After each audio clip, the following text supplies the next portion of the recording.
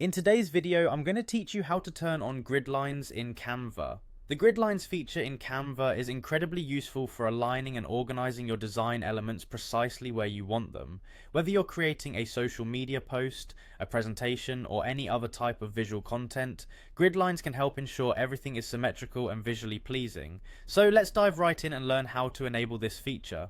First, you'll want to open your Canva design. Once you're there, look towards the top left of your screen. You'll see several options, but the one you're interested in is the File drop-down menu. Go ahead and click on File. This will open up a list of additional options and settings that you can adjust to suit your design needs.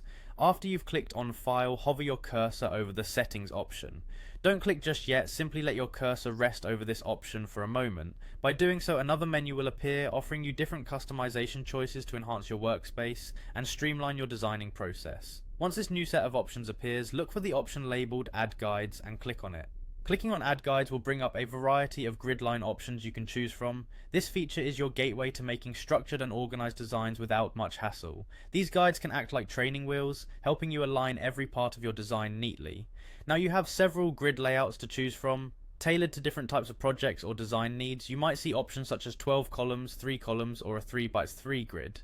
Each of these offers a different way to divide your canvas, allowing you to create symmetry, spacing, and alignment that's just right for your project. If you're unsure which to choose, think about the elements you need to align.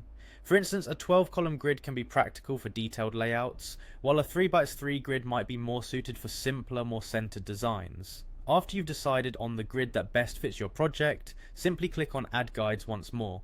This action will apply the grid lines onto your canvas, and from here, you're ready to start designing. With the guides in place, you'll find it much easier to keep everything aligned and looking professional. Remember, the grid lines won't appear in your final design when you download or publish your Canva project. They are purely there to aid in the creation process, so don't hesitate to experiment with them as much as you need.